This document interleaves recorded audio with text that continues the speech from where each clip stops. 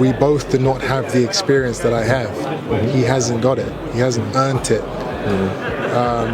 He doesn't have experience against, the type of fighter that I am on a stage like we are going to be fighting in. Personally, I just think the last performance of Chris, I thought you've got nothing left. There's no more improvement on what I'm seeing there. And I know there was a weight issue and all the build up to it. I thought there's no more improvement there. Does that mean you think do you think Conor Benn will be better in the second fight? Yes. I don't like Chris. I don't have to like him, but no one's out to hurt anybody here, and it's a shame that he lives in that world of paranoia where he genuinely believes that anybody's out to get him, because nobody really is. And it's for his tongue now. I couldn't care less about his tongue. Chris Eubank Jr. just drops Bombshell on Conor Benn ahead of their rematch. Eubank tears into Benn without holding back, calling him a coward who only strikes when the odds are stacked in his favor. He paints Benn as a cowering mutt with a paper record, padded wins, no grit, and a habit of ducking real tests. It's brutal, but Eubank's message is crystal clear. Conor Benn will break under real fire when that bell rings. Act as a coward. He waited until I was cutting weight, dehydrated, and malnourished to come and step to me. And he showed his true colors. But at the end of the day, I'm not worried about Conor Benn. I'm not thinking about that. Conor Benn sounds unsure, stumbling over his words while trying to sound fearless. He talks about fighting anywhere, but it feels desperate. The excuses about weight and venue make him look lost. Eubank's already in his head, and Benn's tone screams nerves, not confidence. Listen, ultimately, I'm a 147 fighter. So I don't really want to go up to 160. It ain't really... I'll fight him on road. Do you know what I mean? I'll fight him, he come down the gym, and I'll give him a good beating there. Or Johnny Nelson steps in and clears the air. Eubank isn't ducking anyone. He's chasing challenges, not hiding from them. Unlike Benn, who's tangled in excuses and hesitation, Eubank's taking control of his own narrative. The hunger, the focus, the mentality, that's what separates the elite from the pretenders. He's no longer the challenger. He's the A-side. Yeah. He's the one that can predict, and he's not the opponent. So he's going to make the most of the opportunity that he's in. But I don't believe that he doesn't want to fight. He's not ducking, is he? Nah, he don't do that. Because Eddie Hearn then weighed in with his own blunt take. Eddie Hearn's words cut deep, a clear dig at Benn's lack of discipline in class. He knows Benn's emotions get the better of him, and that's exactly where Eubank will strike. It's no longer just about skill, it's about composure, mindset, and who can handle the heat when it truly matters. Honestly, this guy has zero respect for anything. And I hope people can see through it. Some will, some won't. But if you can't see them, that's a lot of what happened up there was just wrong. So listen, we go to work and we're in to win the fight. It's going to be different this time. Carl Frampton keeps it real. He hasn't seen any decline in Eubank Jr., and that says a lot. The man looks sharper, hungrier, and more dangerous than ever. For Benn, that's a nightmare scenario. If Eubank brings the same fire and composure he had last time, Benn might not see the final bell. Haven't seen any signs of decline in Usyk yet. We may... Fuck's sake, boys. I'm trying to do an interview with Coogan here. But that, yeah, it could happen. Frampton didn't stop there. His next comments hit even harder. Carl Frampton speaks the truth. Eubank has options everywhere, while Benn looks trapped between weights and excuses. Moving up to 160 exposed Benn's limits, and Frampton knows it. Eubank, on the other hand, proved he belongs among the elites.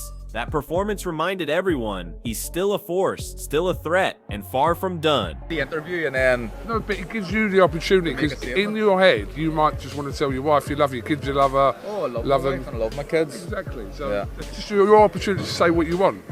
Right. That's all it is. Chrissy.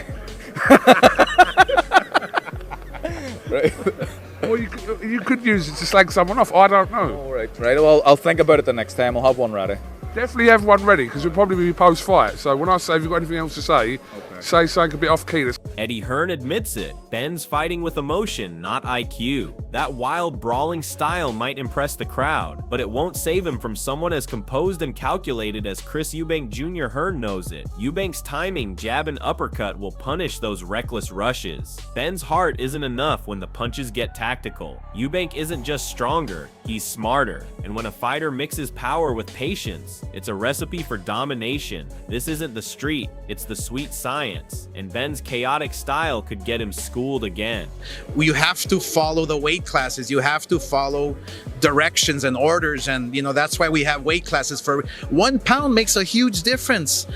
I mean, this guy was almost fainting trying to make weight. Adam Smith nails it. This rematch could redefine Eubank Jr.'s entire career. A dominant win doesn't just silence critics, it opens the door for a world title run. The difference this time? Eubank's discipline, his mental reset, and his refusal to overlook Benn. Meanwhile, Benn's still stuck replaying the past, using the weight excuse to convince himself he belongs. But that's the thing, Eubank has evolved. Benn hasn't. This fight isn't about revenge anymore, it's about legacy. And if Eubank wins in style, 2026 could be his redemption year, the moment his story comes full circle. Fight, and I think Eubank Jr., if he gets this win, and there's a new lease of life maybe under BOMAC, 2026, maybe finally he could become a world champion, but he's got to get past Conor Benn first, and Conor Benn, not just hungry for revenge, he believes he can win this because of what happened first time round, because he went 12 rounds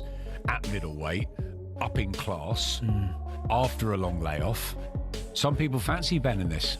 Tony Bellew thinks time might favor Benn, but he's missing the real story. Eubank thrives under pressure. He's been through wars, setbacks, and still comes back sharper. Benn's youth advantage means nothing if he lacks ring IQ. Eubank's conditioning, experience, and composure under fire give him the edge. Time off hasn't slowed him, it's refined him. The man's training smarter, eating cleaner, and studying every Benn weakness. That's not decline, that's evolution. And when a fighter evolves with purpose, no amount of youth saves the other guy. Benn might be younger, but Eubank's mind is miles ahead. To 168, he ain't coming back down to 160, so it's got a very short lifespan, this rematch. It's got to be done, the sooner the better. If I'm being brutally honest, the sooner the rematch happens, in my opinion, it favours Conor Benn, because he's the younger fighter who's took less damage and has had a much lesser career with much less experience.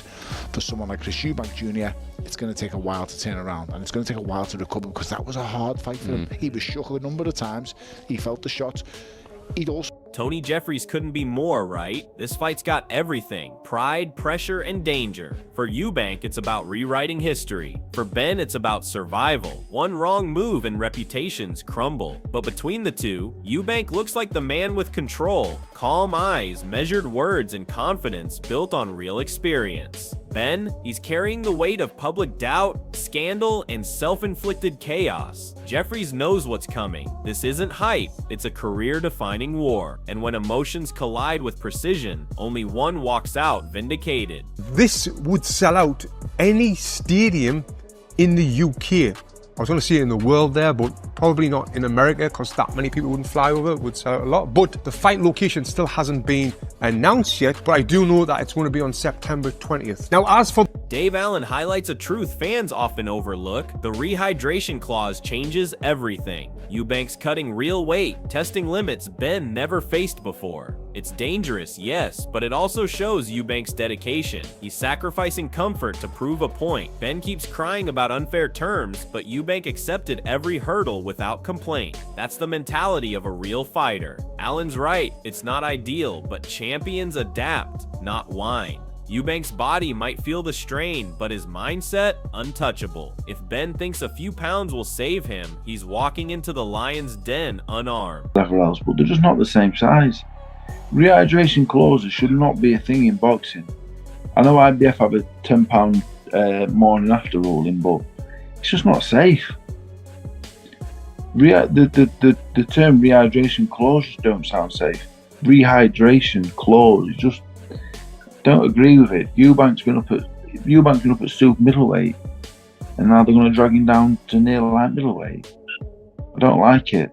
Tony Bellew hits the nail on the head. This isn't just another boxing match. This is bad blood spilling into the spotlight. You can feel the tension every time these two names are mentioned. The Eubank-Benn rivalry is generational, raw, and deeply personal. But unlike Ben, who's been chasing shadows and controversy, Eubanks carved his focus into steel. He's carrying the weight of his family name with pride, while Ben's been scrambling to rebuild his reputation after all the noise outside the ring. That's where the danger lies. Desperation versus discipline. Tony's worry is real, because fights like this aren't just about punches, they're about composure. Ben's emotions could make him reckless, but Eubank, he thrives in chaos. Every jab, every stare down, every interview feels like he's mentally dismantling Ben piece by piece. Bellew senses it. One wrong step, and Ben could lose far more than a fight. He could lose what's left of his credibility. Part and parcel, when you get involved in these kind of things, you have to just accept it, and everyone's bought into the fight. We all know the drama, the rivalry's real. Bombshell doesn't mince his words, and why would he? He's seen champions up close, and he knows when a man's beaten before the fight even starts. His message was loud and clear. Conor Benn already lost this mentally. Eubank isn't just winning the physical game, he's dominating every psychological inch. From the pressers to the media mind games, Bombshell sees a fighter in total control. You can tell Eubank's camp smells blood. They know Ben's overthinking, overreacting, and overcompensating. The first fight humbled him, and the rematch could break him. Bombshell's confidence in Eubank isn't arrogance, it's experience talking. He's trained fighters who've seen it all, and he recognizes that unshakable mindset. Chris isn't flustered by Ben's noise or his reckless talk, he's dissecting it. Every taunt, every fake burst of bravado, Eubank's turning into fuel. That's the difference. Eubank's focused on execution, Ben's stuck in emotion, and when heart meets composure, composure always wins. For me to ask you, but I'm going to ask it anyway, Bombshell. Is there any way you can see that Conor Benn beats your guy? No, I can't, for the simple fact that it's hard to beat the guy that already didn't beat you. I mean, I can see that Chris is beating him at everything. The press conference, the stare downs, the fight. To me, he got his number, you know. And I think he's going to be in a better position coming into this next fight because Chris knows what to expect out of him. Duke McKenzie's words carry the tone of a seasoned analyst. He knows boxing's pulse, and he's right. Eubank versus Benn isn't just a fight, it's a spectacle. The first clash had everything: bad blood, tension, history, and raw emotion. It wasn't just about punches, it was about legacy and redemption. That's why fans are desperate for more. But this time, the stakes are even higher. Ben's backpedaling on weight, Eubank's sharper than ever, and the public narrative has shifted. Duke knows that if Eubank performs the way he did before, composed, precise, and aggressive, he'll not only win, but cement his place as one of the biggest box office draws in British boxing. McKenzie's point about the spectacle is telling. People don't just tune in for the action, they tune in for the drama. And right now, Eubank is the man controlling the story, while Ben's just reacting to it. Yeah, like I say, the fight wasn't a letdown because it was a good fight, but as an event, you won't get a better event than that, and they'll have to go some actually to surpass that, or even equal that. Let's just hope they get the same turnout in terms of the numbers, people going through the live gate and watching that fight, because it was a great event. There's no ifs, buts, or maybes. You won't get world title fights that actually are a better event. Tony Bellew's words spark debate, but they also expose how polarizing Chris Eubank Jr. really is. Critics have always questioned his boxing IQ, yet time and again he proves them wrong with results, not words. Bellew calls him not a masterful boxer, but what Eubank lacks in textbook technique, he makes up for in will, grit, and adaptability, traits that Benn can't match. Eubank may not dance around the ring like a purist, but his athleticism, durability, and relentless pressure make him a nightmare for anyone. What Bellew calls a flaw, fans call a style that breaks opponents mentally. Against Benn, that raw aggression is exactly what will make the difference. Bellew's criticism only fuels Eubank's narrative. He's not chasing perfection, he's chasing victory. And every time he's doubted, he fights harder. If Benn thinks this version of Eubank can't box, he's in for a brutal reality check when those combinations start landing. Conor is a far better fighter than Chris Eubank Jr. is a boxer. Technically, yeah. And that's the problem that Chris Eubank Jr. is having. He's got this thing in his mind, he's a masterful boxer. No, you're not. No.